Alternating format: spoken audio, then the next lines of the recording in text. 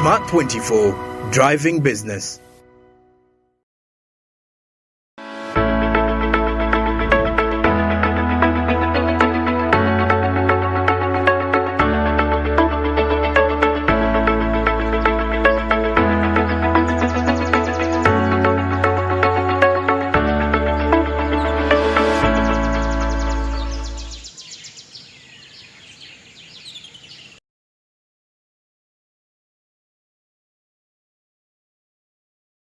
(33:9), definitely that indicates that is 27 minutes to the top of the hour. Definitely, we're heading into the last segment of the show. I'm Andrew Barige here with Marcy Katsime. We are driving the show here. Now, of course, still to remind you that the markets on the Zebra platform are on, where you can kindly participate by simply dialing *292#, which is the USSD code. That is whenever you buy government bonds and securities for a fee of 15,000 you get in shillings. Now at exactly 8:59 a.m. that's when the markets open, and they will be running all the way. That is to 3:15 p.m. East African time, and this is effective Monday up to Friday, apart from the weekends and the public holidays when those markets cannot be accessed. But of course, that's not the big deal. You have the rest of the days to capitalize and make money, something which I believe it's key and instrumental when it comes to your financial growth and development. That's why Zabo clearly comes out and tells you, my money, my future. And Noltex East Africa tells you, well, you got to do something new for yourself. It is 2023. Well, Mercy, maybe to ask you, would you, if you got money, some good amount of money on you, would you consider investing in government bond securities?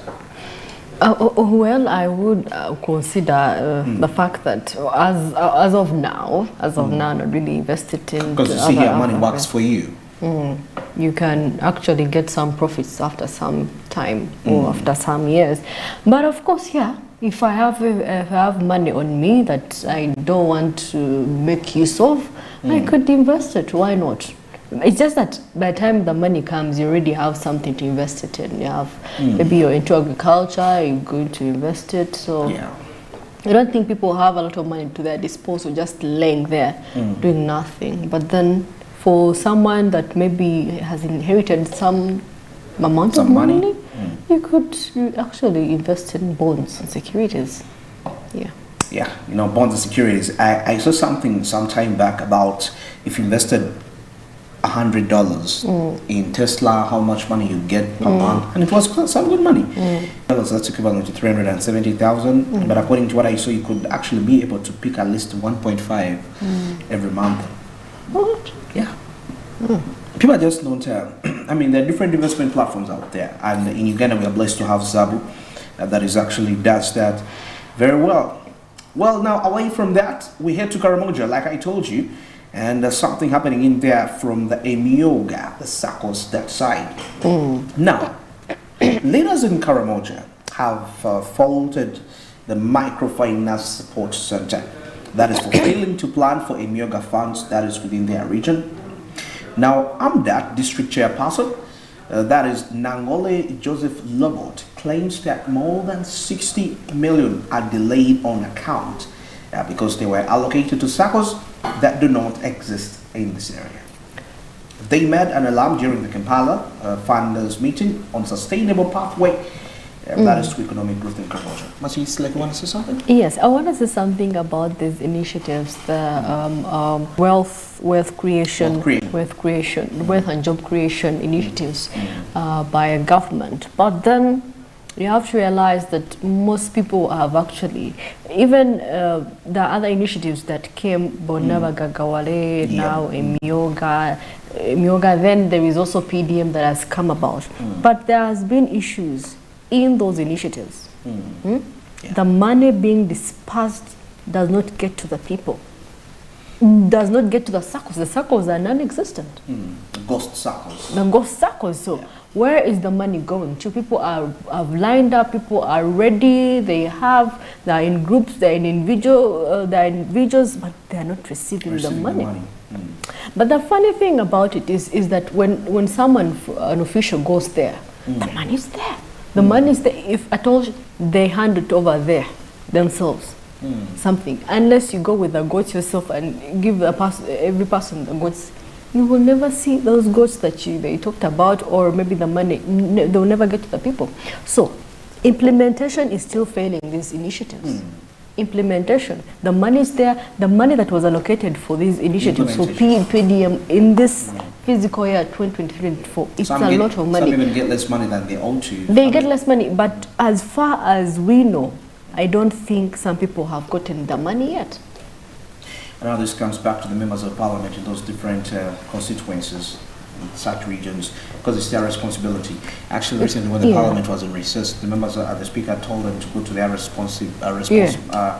respective constituencies to actually check out and see whether the different government initiatives are being implemented. But of course, the bigger picture which they focused on was the parish development model this time around. But of course, away from the PDM and the circles, there are quite lots of initiatives that are within those particular districts or regions, for that matter. Don't you think actually we have to really look into this matter, because this is serious? If you see the amount of money that is being lost, 60 million lost to circles that are non-existent.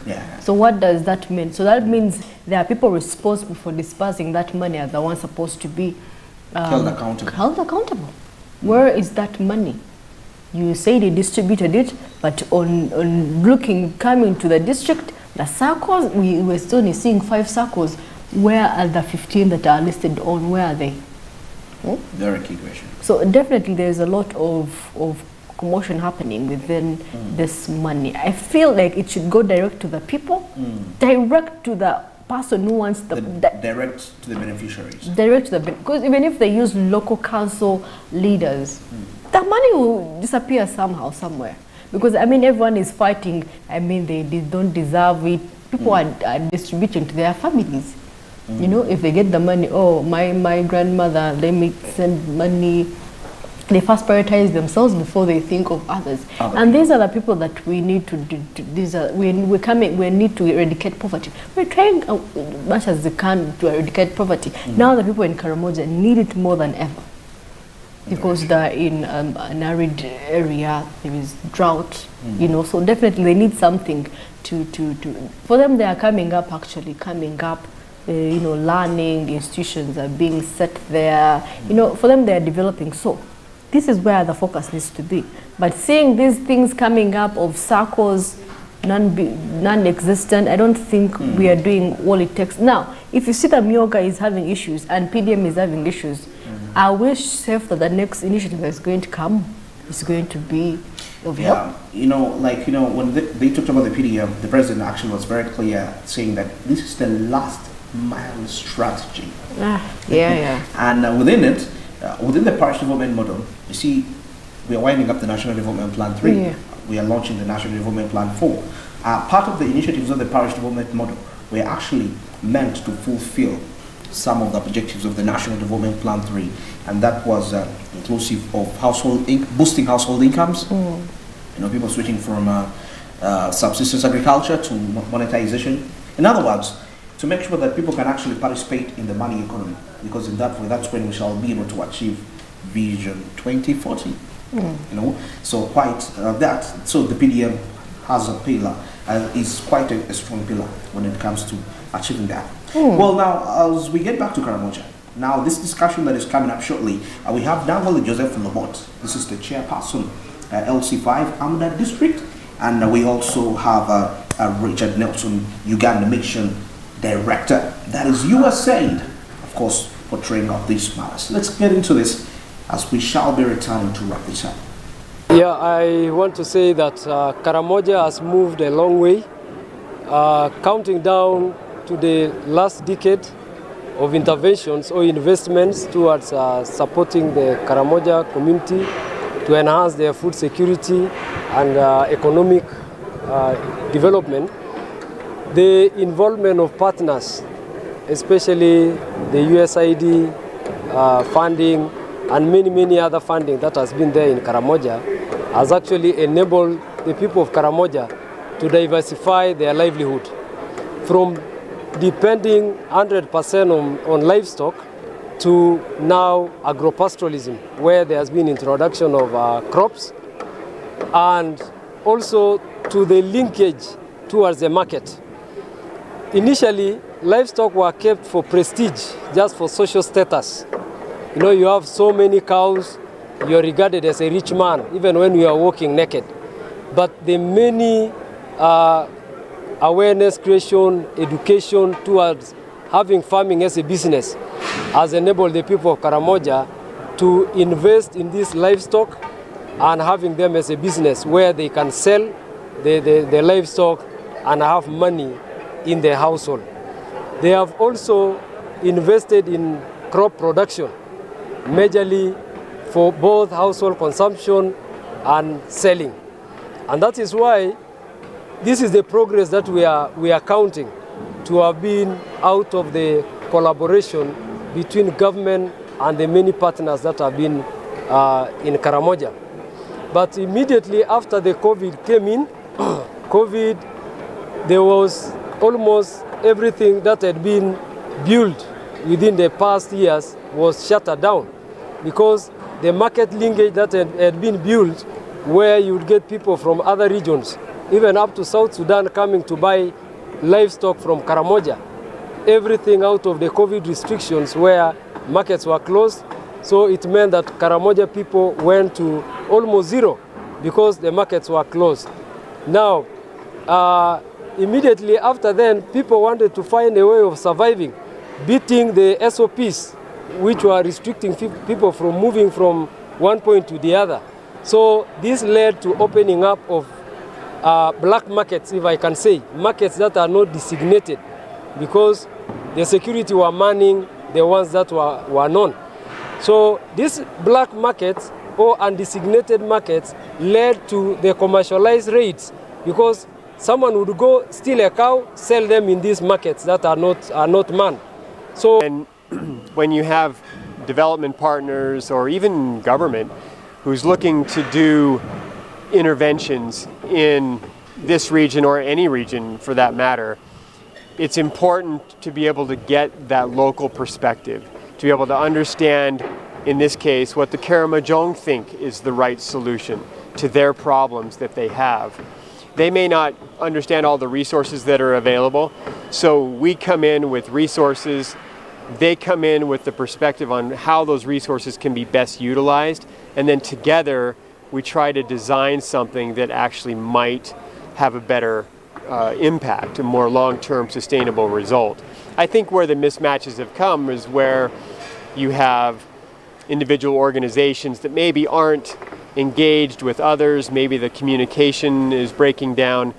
And so those are the things that we've been working on to try and bring together all the actors in a region. That government, through the Imyoga program, allocated that is millions of shillings to each of the 18 SACCOs that is in Amda district. But residents shunned the funds, that is for 2 SACCOs, due to poor projection selection. Now, of course, Mr. Labot revealed that the money has been lying idle, that is on the accounts since 2021. Now, he said that each SACCO received that was about 30 million Uganda shillings, except that is those for political leaders which were allocated 50 million Uganda shillings each. So you can see the incidents that is happening there. Each Ugandan was allocated 50 million Uganda shillings. For those SACCOs for the political, for politicians, 50 million. And these other individuals were given 30 million each. Oh. Political leaders, SACCOs, 50 million. Yeah, and other normal people, 30 million Ugandan shillings. Yeah, that is in Amida district.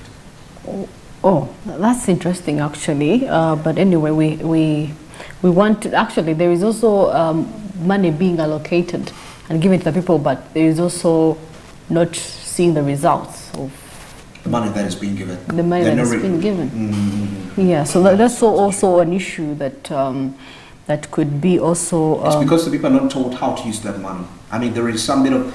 That's why we are talking about skills. I mean, today our topic was about skilling and investment decisions. How skilling can actually impact investment decisions. And once you have a social skill, that means when you are given money, you will know how to channel it the right way to make it, for it to produce more money. Because at the end of the day, you're not going to be relying on support from government, though it is the responsibility the government, but also government will be get drained at some point in time. All right, it's 12 minutes to the top of the hour, and we come to the end of Smart Means Business Today's edition on the 14th of September, Thursday, 2023.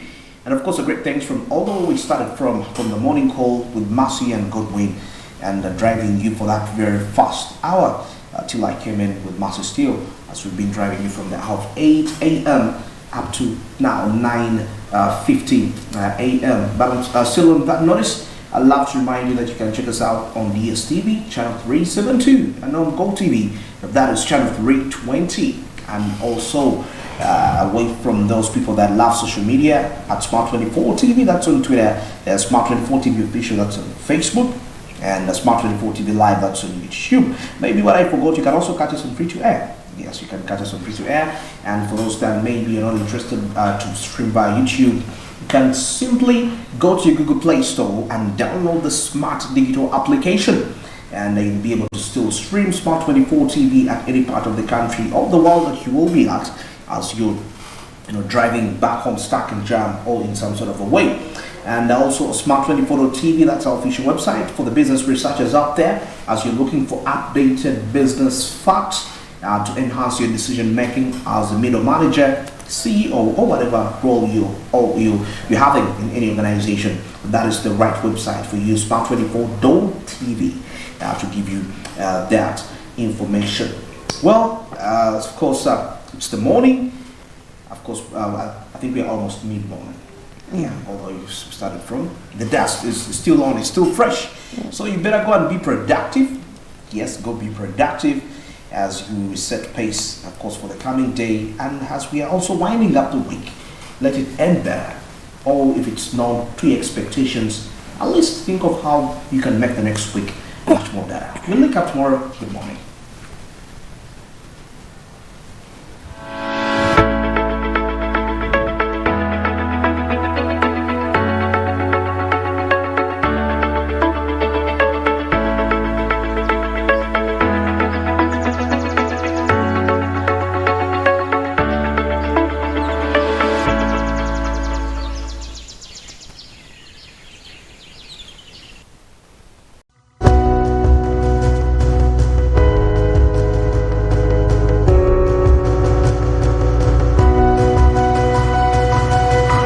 Smart24, driving business.